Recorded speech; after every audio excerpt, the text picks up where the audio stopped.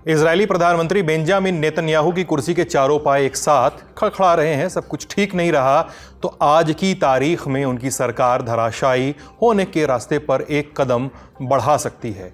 विपक्ष आज संसद भंग करने का बिल ला रहा है और सत्ताधारी गठबंधन के दो पार्टनर शास और यूनाइटेड टोरा जुडाइज्म खुलेआम एक बिल के पक्ष में वोट करने की धमकी दे चुके हैं। ये सियासी संकट घर के अंदर तो हो ही रहा है, दो चार थपेड़े बाहर से भी पड़े हैं। पश्चिमी देशों ने अब खुलेआम मुंह मोड़ लिया है। ब्रिटेन, कनाडा, ऑस्ट्रेलिया, न्यूजीलैंड और नॉर्वे ने नेतन्याहू सरकार के दो मंत्रियों पर पाबंदियां लगा दी हैं। राष्ट्रीय सुरक्षा मंत्री बेन गविर और वित्त मंत्री बेजलील स्मोट्रिच। पश्चिमी देशों ने इन पर फिलिस्तीनियों के खिलाफ हिंसा भड़काने का इल्जाम लगाया है। कहा है कि इनका रवैया अंतर्राष्ट्रीय कानून के खिलाफ है। अब दोनों पर ट्रैवल बैन है और इनकी संपत्ति भी फ्रीज कर दी गई है। इस बीच यूएस से भी एक सख्त हिदायत आई है। रिपोर्ट्स के मुताबिक 9 जून को डोनाल्ड ट्रंप और नेतन्याहू के बीच 40 मिनट की फोन कॉल हुई। एक और फोन कॉल। ट्रंप ने कहा कि हमेशा के लिए गजा की जंग बंद करनी होगी। ट्रंप ने ईरान पर हमले को भी नकार दिया, कहा इसका ख्याल छोड़ दो, अभी हमारी बातचीत चल रही है।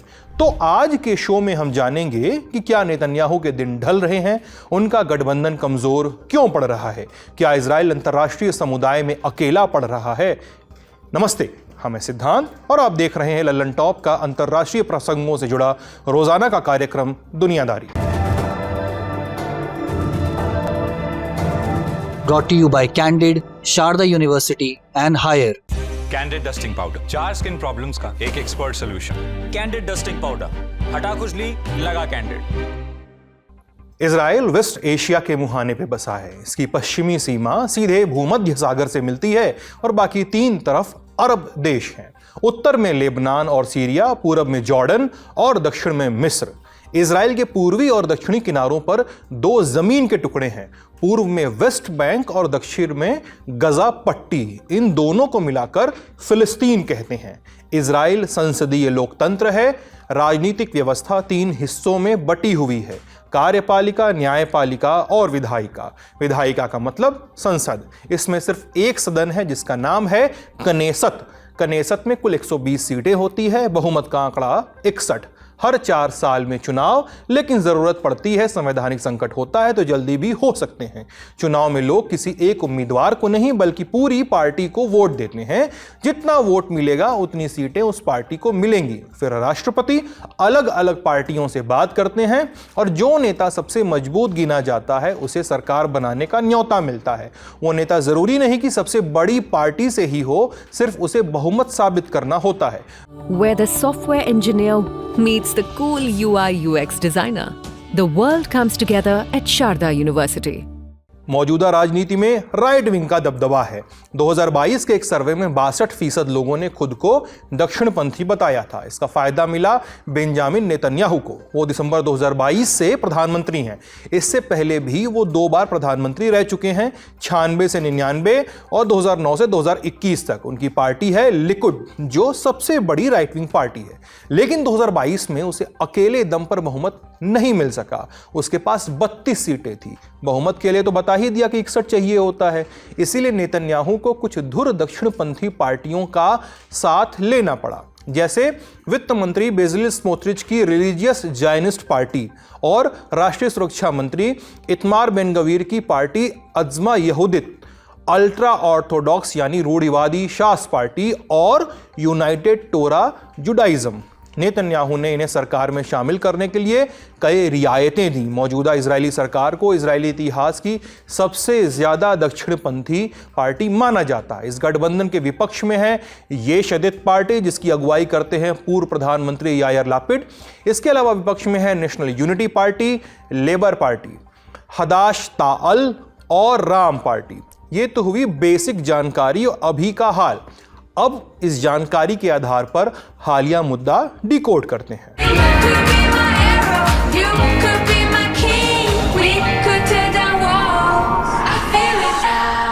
विपक्षी पार्टी जो है ये शदीद, उसने 4 जून को संसद भंग करने के लिए आधिकारिक तौर पर एक रिक्वेस्ट भेजी। 11 जून सभी विपक्षी पार्टियों ने एक ज्वाइंट स्टेटमेंट जारी करके बताया कि वो संसद भंग करने का प्रस्ताव पेश करने जा रहे हैं। 11 जून को ही यानी आज संसद में इसे पेश किया जाएगा और पहले राउंड की वोटिंग होगी।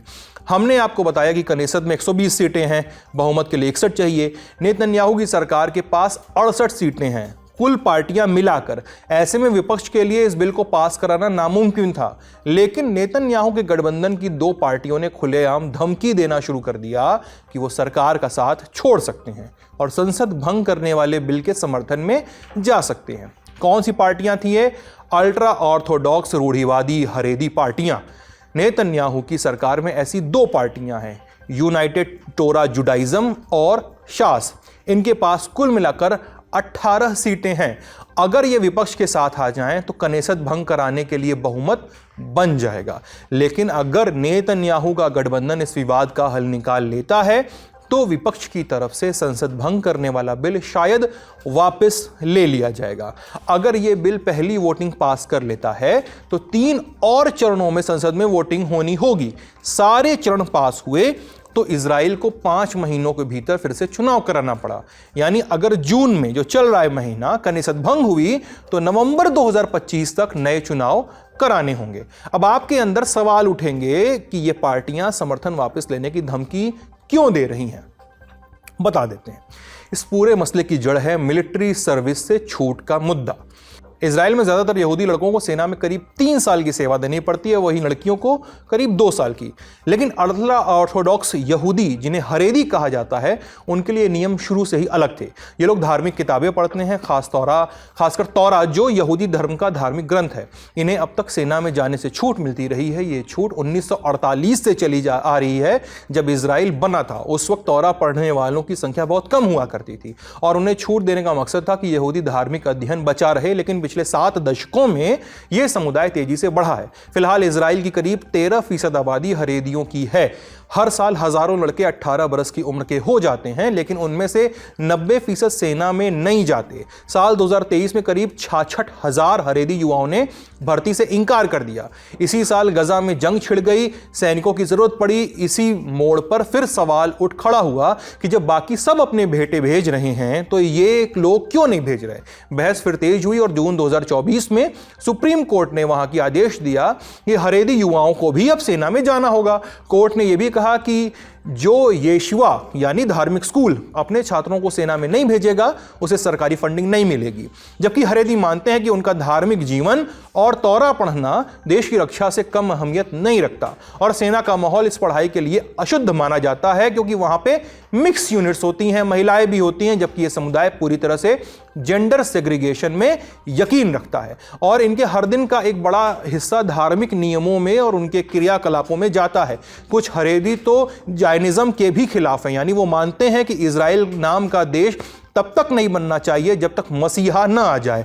कुछ गुट तो फिलिस्तीन के समर्थन में भी बोलते हैं। अब इजरायली संसद में इस हरेदी समुदाय का प्रतिनिधित्व करने वाली रूढ़िवादी हरेदी पार्टियों का कहना है कि सरकार इस छूट के लिए एक कानून बनाए जिससे सुप्रीम कोर्ट का आदेश पलटे। अगर ऐसा नहीं हुआ तो वे समर्थन वापस ले लेंगे। ऐसे में सवाल उठ रहे हैं कि क्या नेतन्याहू समय रहते इन पार्टियों को समझा बुझा पाएंगे या सत्ता से हाथ धो बैठेंगे। आगे क्या हो सकता है ये समझते हैं जानकारों की मदद से। तो 2 तरफ से उनके ऊपर प्रेशर है। एक तो प्रेशर नेतन्याहू के ऊपर यह है कि ये लोग ज्वाइन करें, दूसरा यह है कि हरेदी पार्टी जो है, पार्टीज जो हैं 2 पार्टीज हैं इसके अंदर, दोनों का शास और एक और, कि उनका प्रेशर यह है कि वो नहीं, अगर इनके लड़कों को ज्वाइन करवाया सेना तो वो सपोर्ट विड्रॉ कर लेंगे। नेतन्याहू की जो पूरी समय सोच है वो ये कि किसी सूरत से गवर्नमेंट चलती रहे, इसलिए कि उनका कहना ये है कि वो एक और आगे बढ़ने की बात करते हैं। वो इस वक्त कह रहे हैं कि हमें ईरान से भी डील करना है और हमें काफ़ी प्रोग्रेस हो रही है गाज़ा के अंदर। लेकिन आम जनता जो है वो ये उसका कहना ये है कि नेतन्याहू जो हैं वो 20 महीने से ज़्यादा हो गया, अभी तक तो हमास को ख़त्म नहीं कर पाए और बहुत से लोगों का कहना ये है कि आइंदा भी नहीं ख़त्म कर पाएंगे। और मूड बदल रहा है, लेकिन वहाँ की जो डीप स्टेट हैं, जो पॉलिटिकल एलीट हैं, वो नेतन्याहू के फेवर में है। तो हमें उम्मीद, बहुत से लोगों को उम्मीद है इस बात की कि कोई ना कोई फार्मूला निकल आएगा और नेतन्याहू शायद अपनी गवर्नमेंट बचाने में कामयाब हो सकते हैं। अब ये तो हुई इजराइल की आंतरिक राजनीति की बात। अब बाहर से आ रहे थपेड़ों की बात। ब्रिटेन, कनाडा, ऑस्ट्रेलिया, न्यूजीलैंड और नॉर्वे, इन्होंने मिलकर इजराइल के 2 मंत्रियों इतमार बेन गवीर और बेजलील स्मोट्रिच पर सख्त पाबंदियां लगाई हैं। इन देशों का आरोप है कि ये दोनों फिलिस्तीनी इलाकों में हिंसा को बढ़ावा दे रहे हैं। दोनों पर ट्रैवल बैन, उनके किसी भी संभावित विदेशी खातों को फ्रीज कर दिया गया है और साथ ही इन देशों की किसी कंपनी को उनके संपर्क में आने से भी रोक दिया गया है। ब्रिटिश विदेश मंत्री डेविड लैमी ने इस बाबत एक्स पर एक पोस्ट लिखी। इन दोनों नेताओं ने चरमपंथी हिंसा और मानवाधिकार उल्लंघनों को बढ़ावा दिया है। यह बिल्कुल स्वीकार्य नहीं है। अब समय है कि इन लोगों की जवाबदेही तय की जाए। इसके अलावा ब्रिटिश संसद ने भी इससे जुड़ा एक बयान सामने रखा है और 2 स्टेट सॉल्यूशन यानी 2 राष्ट्र समाधान को फिर से समर्थन देने की बात दोहराई गई है। Mr. Smotrich said there is no such thing as Bezalel Smotrich ने कहा कि फिलिस्तीन नाम का कोई देश नहीं है। वहीं बेन गवीर ने वेस्ट बैंक में अपने अधिकार की बात की, उस इलाके में जिस पर उनकी सरकार ने कब्जा कर रखा है। उनके मुताबिक लाखों फिलिस्तीनियों के अधिकारों से ज्यादा अहम है उनके खुद के हक। मिस्टर स्पीकर, इन नेताओं के अपने ही लफ्ज़ इन पर सवाल खड़े कर रहे हैं। फिलिस्तीनियों के हक की हिफाजत के लिए, 2 स्टेट सोल्यूशन के हल को बचाने के लिए, ताकि इजरायली और फिलिस्तीनी दोनों मिलकर अमन और सलामती के साथ रह सकें, इसलिए हमारी सरकार कार्रवाई कर रही है। I commend the statement to the House. दूसरी तरफ यूएस ने भी इस कदम की आलोचना की है। अमेरिकी विदेश मंत्रालय के प्रवक्ता टैमी ब्रूस ने कहा कि इन देशों को असल अपराधी की ओर ध्यान देना चाहिए, जो कि हमास है। We find that extremely unhelpful. हमें नहीं लगता कि इससे कुछ मदद मिलेगी, ना ही इससे गजा में सीज फायर रुकेगा। इजरायली मंत्रियों पर जो पाबंदी लगाई गई है वो बस मुद्दे से ध्यान भटका रही है। हमें असली आरोपी पर ध्यान देने की जरूरत है, वो है Hamas. Should focus on the real culprit, which is Hamas. ये कूटनीतिक कार्रवाइयां ऐसे वक्त में हो रही हैं जब गजा में भूखमरी जैसे हालात हैं। नेतन्याहू सरकार पर दबाव लगातार बढ़ रहा है कि वो राहत सामग्री पर से प्रतिबंध हटाएं। इजराइल की पाबंदियों के विरोध में मई 2025 में ब्रिटेन ने इजराइल के साथ अपने प्रस्तावित व्यापार समझौते की बातचीत को ठंडे बस्ते में डाल दिया था। 19 मई को ब्रिटिश प्रधानमंत्री कीर स्टार्मर, कनाडा के प्रधानमंत्री मार्क कार्नी और फ्रांस के राष्ट्रपति इमैनुअल मैक्रोन ने मिलकर एक साझा बयान जारी किया। उसमें गजा में राहत सामग्री की नाकेबंदी और वेस्ट बैंक में अवैध यहूदी बस्तियों के विस्तार की खुलकर निंदा की गई और अब बेन गवीर और स्मोट्रिच पर पाबंदियां लगा दी गई हैं। लेकिन इन्हीं दोनों मंत्रियों को चुना क्यों गया? ब्रीफ में समझिए। आज की तारीख में वेस्ट बैंक में करीब 5,30,000 से ज्यादा यहूदी बस चुके हैं। यह अंतर्राष्ट्रीय कानून के तहत गैर कानूनी माना जाता है। 7 अक्टूबर 2023 के हमास हमले के बाद वेस्ट बैंक में हिंसा और भी तेज हो गई। 1 जनवरी 2024 से 30 अप्रैल 2025 के बीच यूएन एजेंसी OCHA के अनुसार करीब 616 फिलिस्तीनी मारे गए, जिसमें 115 बच्चे शामिल हैं। इन्हें मारने वाले या तो इजरायली फौज के जवान हैं या तो फिर चरमपंथी यहूदी बस्तियों के निवासी। इसी दौर में 1900 से ज्यादा हिंसक घटनाएं दर्ज हुई और 41,000 से ज्यादा फिलिस्तीनियों को अपना घर छोड़ना पड़ा। और इस पूरी कहानी में जो दोनों मुख्य तौर पर उभरते हैं वो ही हैं स्मोट्रिच और बेन गवीर। दोनों ही खुले तौर पर वेस्ट बैंक में बस्तियों के विस्तार के हिमायती हैं। स्मोट्रिच ने तो हाल में ही 22 नई यहूदी बस्तियों के निर्माण का ऐलान किया था। स्मोट्रिच अपने बारे में खुलकर कह चुके हैं कि वो फासिस्ट और होमोफोबिक हैं। एक वक्त पर उन्होंने कभी अरब और यहूदी महिलाओं के लिए अलग अलग प्रसूति वार्ड की वकालत की थी। वो फ़लस्तीनियों पर जवाबी हमलों के भी समर्थक रहे हैं। जनवरी 2025 में इजराइल और हमास में जब युद्ध विराम हुआ तो उन्होंने कैबिनेट से इस्तीफा देने की धमकी दी थी। वो युद्ध की वापसी की मांग कर रहे थे। बेन गवीर का अतीत भी कुछ कम विवादास्पद नहीं है। वो चरमपंथी रब्बी मीर कहाने के अनुयायी रहे हैं। रब्बी यहूदी धर्म के आध्यात्मिक गुरुओं को कहा जाता है। एक समय ऐसा था जब वो कहच नामक यहूदी अतिवादी संगठन से जुड़े थे, जिसे इजराइल और अमेरिका दोनों ने आतंकवादी संगठन घोषित किया था। 30 की उम्र तक पहुंचते पहुंचते उन्हें नस्लभेदी, भड़कावे और आतंक का समर्थन करने के आरोप में सजा मिल चुकी थी। बेन गवीर भी जनवरी 2025 के युद्ध विराम के विरोध में थे। उस वक्त उन्होंने इस्तीफा दे भी दिया था। मार्च 2025 में उनकी वापसी हुई। इसी महीने इजराइल में जंग दोबारा शुरू हो गई थी। दोनों नेताओं का समर्थन पाने के लिए नेतन्याहू ने अपने जोड़ घटाव किए। स्मोत्रिच जो हैं रिलीजियस जैनिज्म पार्टी से हैं, उनके पास सदन में 14 सीटें हैं। वहीं बेन गवीर की ओस्मा यहूदियत पार्टी के पास 6 सीटें हैं। अब इन दोनों मंत्रियों पर पाबंदी लगने से यह साफ हो गया है कि यूरोपीय देशों का रुख इजरायली सरकार के भीतर बैठे चरमपंथी धड़े को लेकर सख्त होता जा रहा है।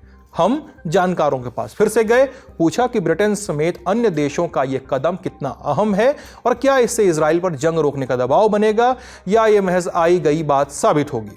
मेरा ख्याल है कि कोई ऐसा प्रेशर नहीं बनेगा। इंग्लैंड के ऊपर वहाँ की जनता का बहुत प्रेशर है कि आप जो हैं कोई स्ट्रांग स्टेप्स लीजिए इजराइल के खिलाफ। तो उन्हीं ने ये 2 मंत्री जो हैं उनके स्मोट्रिच और बेन गवीर, इनके खिलाफ ये जो कि बहुत ही फार राइट पार्टीज के एमपीज हैं, उनके खिलाफ ये प्रतिबंध लगाए हैं। दूसरी तरफ ये भी है कि इंग्लैंड से मिलिट्री सपोर्ट और इकोनॉमिक सपोर्ट जो कुछ भी है संभव, वो जारी है, वो अभी भी चल रही है। इंटेलिजेंस शेयरिंग हो या इस तरह के जितने मिलिट्री कॉपरेशन है, उसमें कोई कमी फिलहाल नज़र नहीं आती। मैं समझता हूँ कि ये जो कुछ भी एक्शन लिया गया है, वहाँ की डेमोन्स्ट्रेशंस हो रहे हैं, इंग्लैंड में डेमोक्रेसी है, रूल ऑफ लॉ है और उनको कुछ ना कुछ दिखाना ज़रूरी था, तो उन्हीं ने ये 2 स्टेप ले लिया और इनके लिए कोई ज़्यादा सिंपैथी मैं समझता हूँ इंग्लैंड में भी नहीं है, न तो जनता में है और न ही बहुत ज़्यादा गवर्नमेंट में है। इसका ओवरऑल इजराइल के रिलेशन पे, यूनाइटेड किंगडम और इजराइल के रिलेशन पे मुझे नहीं लगता कि बहुत ज़्यादा होगा और ये भी देखना है कि ये कब तक के लिए प्रतिबंध लगाए जाते हैं। अब कहानी आखिरी हिस्से पे आते हैं जो यूएस प्रेसिडेंट डोनाल्ड ट्रंप से जुड़ी है। 9 जून को ट्रंप और नेतन्याहू की फोन पर करीब 40 मिनट लंबी बातचीत हुई। ट्रंप फोन पे बहुत बात करते हैं। इजरायली और अमेरिकी मीडिया रिपोर्ट्स के मुताबिक ट्रंप ने कहा कि अब इस जंग को हमेशा के लिए खत्म करो। उनका कहना था कि जो प्रस्ताव अभी बातचीत की टेबल पर रख रहा है वो काफी नहीं है। मौजूदा फ्रेमवर्क ट्रंप के ही मिडिल ईस्ट राजदूत स्टीव विटकॉफ ने पेश किया है। इसके तहत 60 दिन के युद्ध विराम और उस दौरान बंधकों की वापसी की बात हो रही थी, लेकिन ट्रंप का कहना था कि ये कोई सोल्यूशन नहीं है, इस जंग को जड़ से बंद करना होगा। ट्रंप ने यह भी कहा कि जंग जारी रही तो न सिर्फ ईरान से परमाणु समझौता मुश्किल होगा, बल्कि सऊदी अरब से नॉर्मलाइजेशन की बातचीत भी नहीं हो पाएगी। ट्रंप ने साफ किया कि वो ईरान पर कोई हमला नहीं करने वाले, वो अब भी ईरान से बातचीत के दरवाजे खुले रखना चाहते हैं। लेकिन नेतन्याहू का कहना था कि ईरान सिर्फ बातचीत टाल रहा है, हमें धोखा दे रहा है, उसकी मंशा कभी भी ईमानदार नहीं रही। इस पर ट्रंप ने झुंझलाहट में कहा कि तुम्हारे इस तरह के बयान हमारी डील को नुकसान पहुंचा रहे हैं, हम काम कर रहे हैं, तुम्हें समझना होगा कि एक टाइम पर कई मोर्चे नहीं खोले जा सकते। नेतन्याहू ने बार बार दोहराया कि ईरान पर सैन्य दबाव बनाए रखना जरूरी है, लेकिन ट्रंप इसके सख्त खिलाफ थे। इस बातचीत में नेतन्याहू ने यह भी जानना चाहा कि अगर इजराइल अकेले ईरान पर हमला करना चाहे तो अमेरिका कोई रुकावट डालेगा, लेकिन ट्रंप ने कोई ठोस जवाब नहीं दिया। यानी ट्रंप अब भी नेतन्याहू की नीतियों का खुला समर्थन नहीं कर रहे हैं। बाकी पश्चिमी देश भी धीरे धीरे मुंह मोड़ रहे हैं और अंदरूनी तौर पर अब नेतन्याहू की सरकार को मुश्किलें झेलनी पड़ रही हैं। ऊंट किस करवट बैठेगा ये आने वाला वक्त हमें बताएगा। फिलहाल बड़ी खबर में इतना ही। अब सुर्खियां। पहली सुर्खी, अमेरिका और चीन, इनका ट्रेड वॉर ठंडा होता नजर आ रहा है। चीन ने अपने रेयर अर्थ मैग्नेट्स और मिनरल्स के एक्सपोर्ट पर जो पाबंदी लगाई थी उसे वो अब हटाने जा रहा है। 9 और 10 जून को लंदन में दोनों देशों के अधिकारियों के बीच व्यापार समझौते पर एक बैठक हुई, जिसके बाद यह फैसला आया है। अब अमेरिका के वाणिज्य सचिव हावर्ड ल्यूटनिक का कहना है कि अमेरिका भी अपनी तरफ से लगाए गए कुछ प्रतिबंध हटाएगा। इससे पहले अमेरिका और चीन के बीच 11 मई को जेनेवा में ट्रेड डील पर सहमति बनी थी। दोनों देशों ने टैरिफ में कटौती का ऐलान किया था, 90 दिन के पॉज की भी बात कही थी। फिर 5 जून को यूएस प्रेसिडेंट डोनाल्ड ट्रंप और चाइनीज प्रेसिडेंट शी जिनपिंग के बीच में फोन पर लगभग 90 मिनट की बातचीत हुई, जिसमें यह बातचीत हुई कि दोनों के अधिकारी जल्द मिलेंगे और ट्रेड डील को लेकर एक खाका खड़ा करेंगे। इस बारे में, इस खबर के बारे में आप विस्तार से जानना चाहें तो देखें हमारा खर्चा पानी का आज का एपिसोड। इसका लिंक आपको इस वीडियो के डिस्क्रिप्शन बॉक्स में मिल जाएगा। अगली सुर्खी बताएंगे, लेकिन उसके पहले ये जरा तस्वीरें देख लीजिए।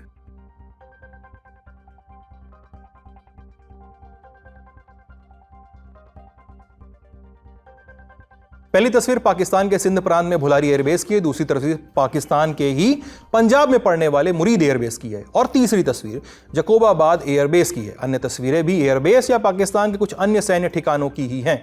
इन तस्वीरों के पीछे की कहानी अब सुन लेते हैं। ऑपरेशन सिंदूर के तहत भारत की एयर स्ट्राइक में पाकिस्तान के ये एयरबेस और सैन्य ठिकाने बुरी तरह से क्षतिग्रस्त हुए थे। अब अपनी फजीहत छिपाने के लिए पाकिस्तान इन ठिकानों को तिरपाल से ढक रहा है। जो तस्वीरें हमने आपको शुरू में दिखाई वो तिरपाल से ढके इन्हीं सैन्य ठिकानों की है।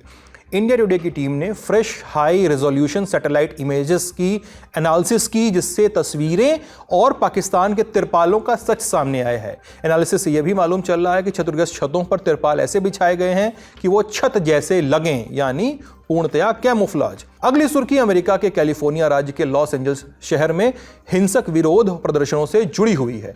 5वां दिन लूटपाट और हिंसा की भी खबरें सामने आई। एप्पल के शोरूम में कुछ उपद्रवियों ने जमकर लूटपाट की। हालत इतनी बिगड़ गई कि मेयर कैरन बास ने शहर के कई हिस्सों में कर्फ्यू लगाया। अगले आदेश तक रात 8 बजे से लेकर सुबह 6 बजे तक यह आदेश लागू रहेगा। इसके अलावा पिछले 4 दिन में करीब 378 लोगों को गिरफ्तार किया गया है। CNN की रिपोर्ट के मुताबिक टेक्सास राज्य के सैन एंटोनियो में 14 जून को नो किंग्स नाम से बड़ा प्रदर्शन होने वाला है। इस बाबत नेशनल गार्ड के जवानों को राज्य के अलग अलग हिस्सों में तैनात किया जाएगा। New York, Chicago, Seattle, Denver, San Francisco, Atlanta जैसे बड़े शहरों में भी इस तरह के प्रदर्शन हो रहे हैं। ये प्रदर्शन इमिग्रेशन और कस्टम्स इन्फोर्समेंट यानी ICE और ट्रंप प्रशासन के खिलाफ हो रहे हैं। ICE की छापेमारी के बाद ही लॉस एंजल्स में विरोध प्रदर्शन की शुरुआत हुई थी। अगली सुर्खी चीन से है। चीन के उप विदेश मंत्री सुन वेइडोंग भारत आ रहे हैं। 12 जून से उनके 2 दिवसीय यात्रा की शुरुआत हो रही है। इस साल दोनों देशों के बीच होने वाली ये दूसरी हाई लेवल मीटिंग है। इसके पहले जनवरी में भारतीय विदेश सचिव विक्रम मिस्री ने बीजिंग का दौरा किया था, जहां दोनों पक्षों ने रिश्ते सुधारने को लेकर कई कदमों पर सहमति जताई थी। मीडिया रिपोर्ट्स के मुताबिक सुन राष्ट्रीय सुरक्षा सलाहकार अजीत डोभाल और विदेश सचिव मिस्री से मुलाकात करेंगे और जनवरी से लेकर अब तक के डेवलपमेंट पर भी चर्चा करेंगे। आज का दुनियादारी यहीं तक। अपना ख्याल रखिएगा, स्वस्थ रहिएगा, मस्त रहिएगा। बहुत बहुत शुक्रिया।